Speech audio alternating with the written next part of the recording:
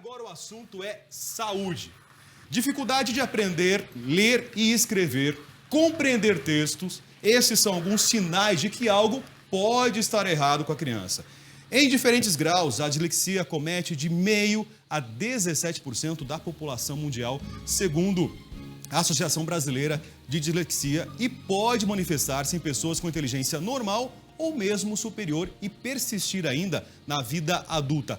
Para falar sobre esse assunto, nós estamos recebendo o psiquiatra Dr. Leonardo Maranhão, que vai esclarecer todas as dúvidas sobre dislexia. Dr. Leonardo, mais uma vez, bem-vindo. Obrigado. Obrigado pela presença. Obrigado pelo convite. Bom, para começar, o que é dislexia? Explica pra gente. Então vamos lá, Rafael. Dislexia é a dificuldade em lidar com a palavra.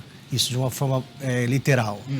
Na verdade, é uma desordem do aprendizado, um distúrbio do aprendizado, em que a criança, principalmente na época da alfabetização, ela tem dificuldade em ler, em escrever, em pronunciar e soletrar. Esses são os principais sinais que ocorrem nesse distúrbio. Ela vai se manifestar na infância, então, é isso? Principalmente na infância, na época da alfabetização. Ela é um distúrbio, não é uma doença, é um distúrbio do aprendizado genético, hereditário. Genético e hereditário, como causa primária, já que há uma alteração cromossômica, ou seja, passa dos pais para os filhos.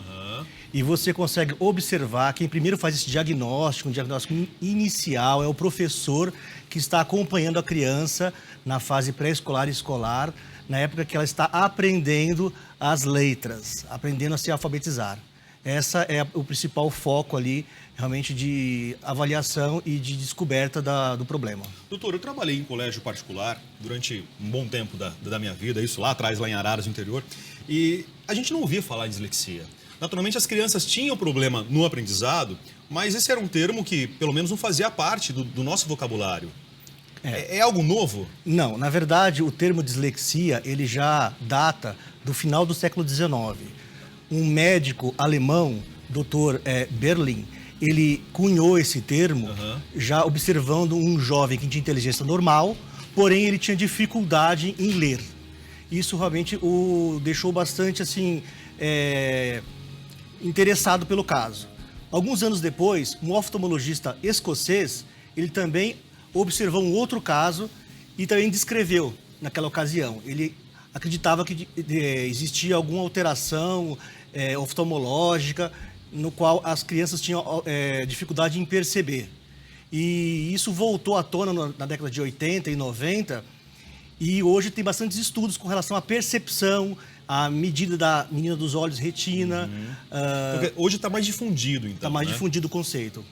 Realmente, a intenção, na verdade, é buscar fazer um diagnóstico precoce dessa criança, dessa fase, e evitar que ela tenha um fracasso escolar. Tá, agora como começa, então? Dentro do processo de aprendizagem, a criança apresenta dificuldades para ler, para escrever, para interpretar textos. Isso naturalmente depende muito do professor. Os pais não vão perceber isso. É o professor em sala de aula que tem o primeiro contato. Exatamente, Rafael. O professor já tem a habilidade natural de estar introduzindo a língua, porque na verdade a leitura não é um processo natural. A leitura não depende do contato do pai com a criança.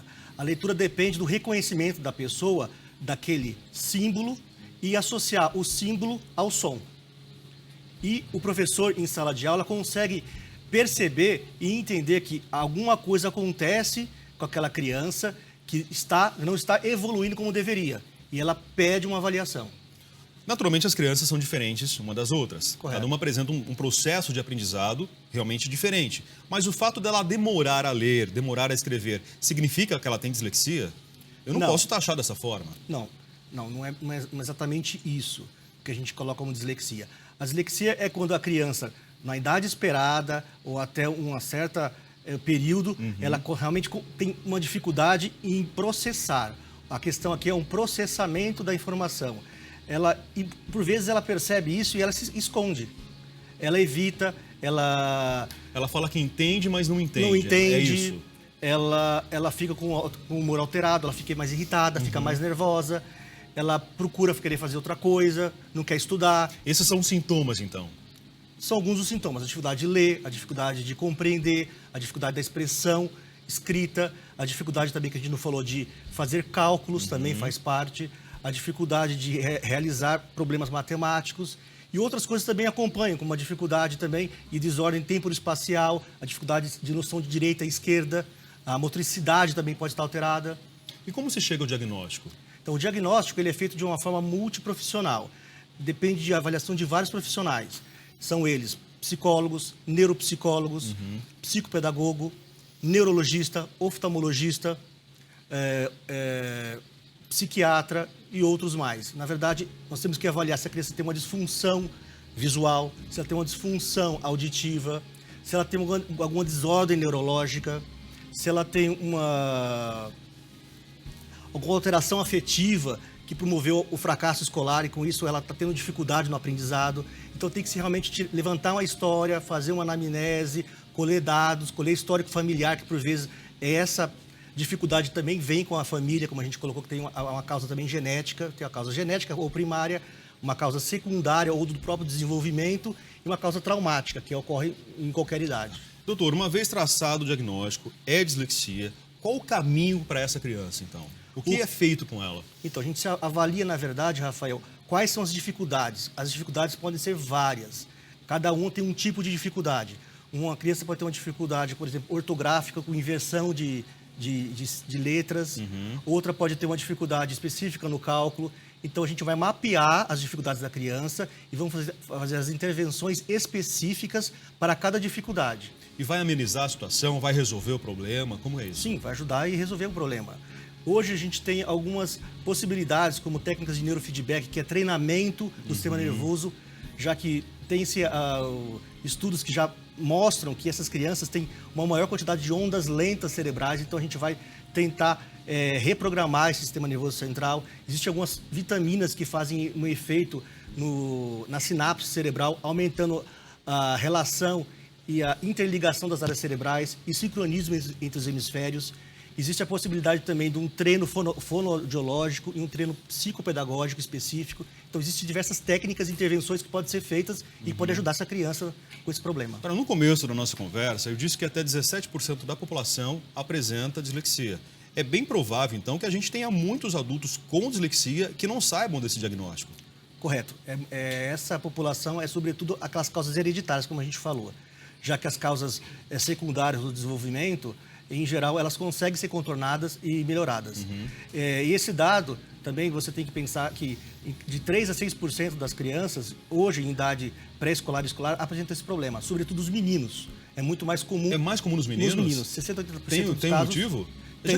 Tem um motivo, na verdade. Existe uma hipótese que uma maior exposição da testosterona na fase da gestação seja relacionada, já que as meninas são abortadas quando ocorre isso. No caso do adulto com dislexia, quais os efeitos que ele pode sofrer?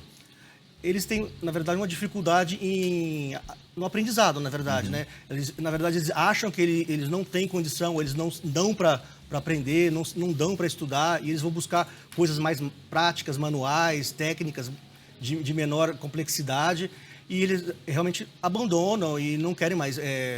Ou então, às vezes, evitam ler, evitam se expor, entendeu? E eles vão, na verdade, assim, existe uma frase que fala assim, que eles vão aprendendo a aprender. O disléxico, de alguma forma, mesmo quando não diagnosticado, ele vai tentando contornar as dificuldades, já que o cérebro ele é neuroplástico. Posso dizer que existem graus de dislexia? Existem graus. É isso. Um grau mais leve, o portador consegue gradualmente contornar a dificuldade. Graus moderados a severos realmente precisa de ajuda. Agora, como as escolas estão lidando com isso?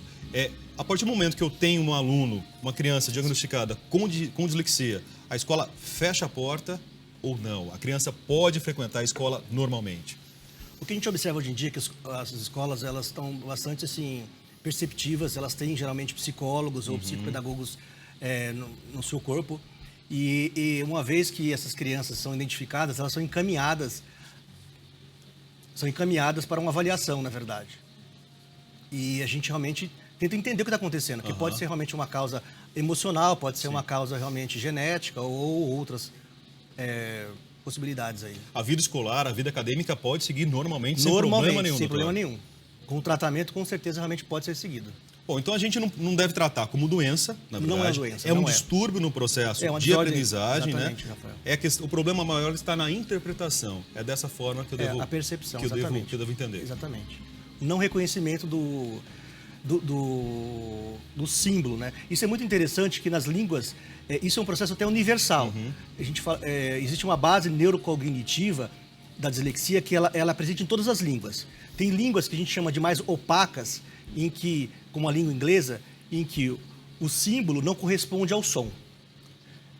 Línguas que são mais transparentes, em que o símbolo é mais regular com relação ao som, como a língua finlandesa, italiana.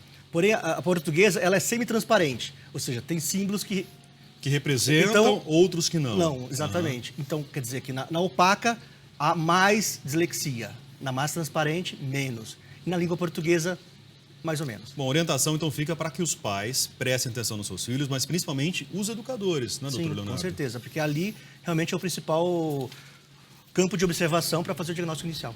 Eu agradeço então, doutor Agradeço Leonardo o convite. Maranhão, pela presença, obrigado pelos esclarecimentos. Se alguma dúvida ficou, tudoposso@redefamilia.com.br. Agora a gente vai para um rápido intervalo. Na sequência tem o nosso artesanato e, é claro, também a nossa culinária você não pode perder. Daqui a pouquinho aqui no Tudo Posso. Obrigado, Rafael. Você...